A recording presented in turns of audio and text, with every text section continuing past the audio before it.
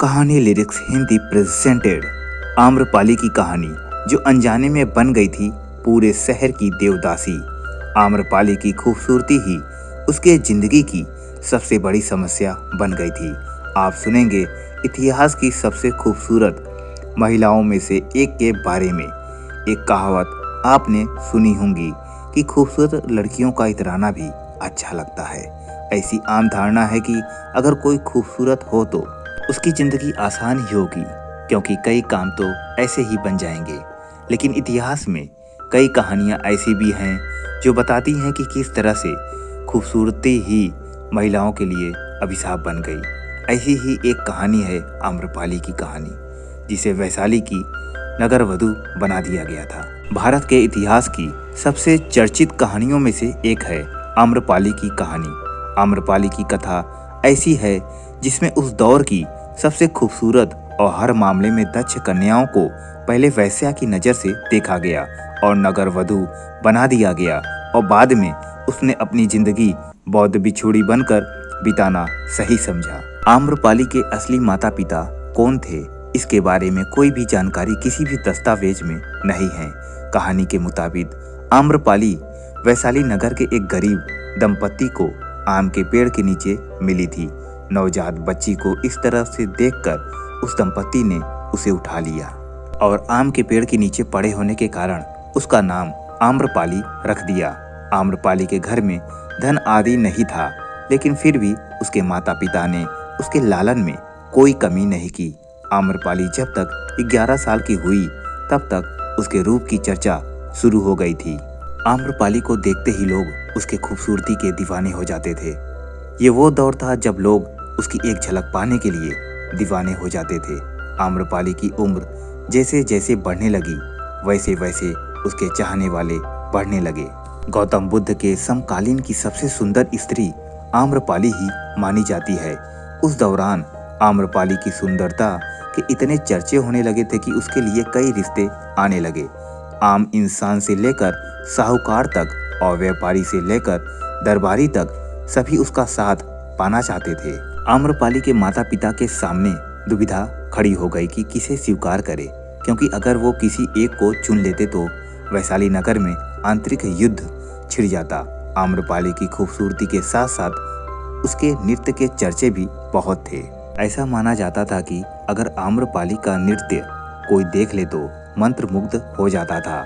वैशाली के राजा मनुदेव ने भी एक बार आम्रपाली का नृत्य देखा और उसके मन में उसे पाने की चाह जाग गई। आम्रपाली को इसी कारण राज नर्तकी बना दिया गया और उन्हें रहने के लिए महल दे दिया गया। उस वक्त तक आम्रपाली का दिल पुष्प कुमारा नामक एक आम युवक पर आ चुका था और आम्रपाली उसके साथ शादी भी करने वाली थी। राजा ने उनकी शादी के दिन ही पुष्प कुमारा को मार दिया।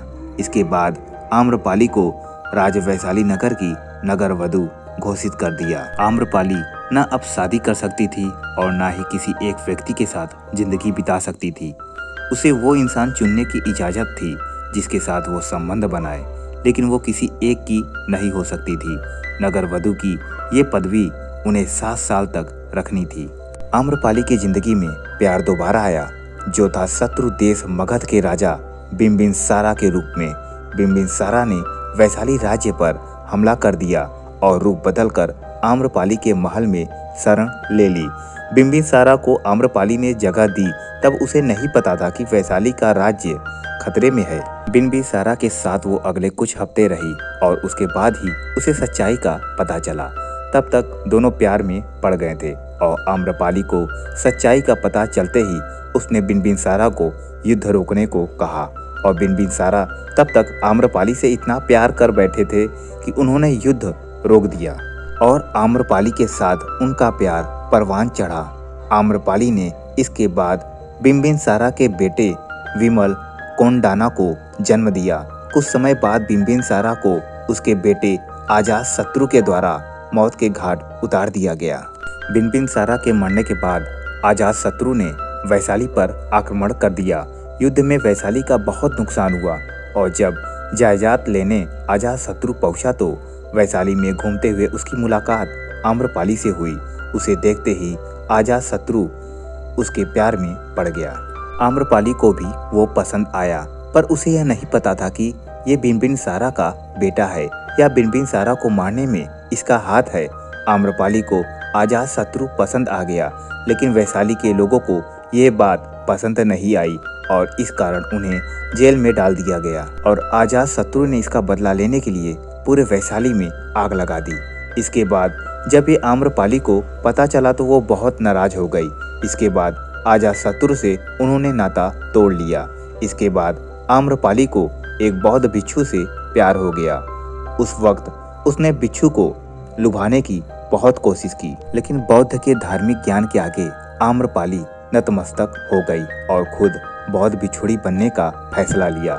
हालांकि कुछ कथाएं मानती हैं कि आम्रपाली को महात्मा बुद्ध से ही प्यार हो गया था, लेकिन इसका कोई भी प्रमाण नहीं है। माना जाता है कि आम्रपाली पहली महिला बौद्ध भिक्षुणी थी, जिनके बाद अन्य महिलाओं ने भिक्षुणी बनने का फैसला लिया और इस तरह आम्रपाली को आखिर में जाकर शांति प्राप्त हुई। अपनी पूरी जिंदगी में आम्रपाली ने बहुत दुख देखे और हमेशा उनकी खूबसूरती ही उनकी खुशियों के आड़े आई। आम्रपाली की ये कहानी आपको कैसी लगी हमें कमेंट बॉक्स में जरूर बताएं और ऐसी ही कहानी सुनने के लिए मेरे चैनल कहानी लिरिक्स हिंदी को लाइक और सब्सक्राइब करना ना भूलें। जय श्री राम।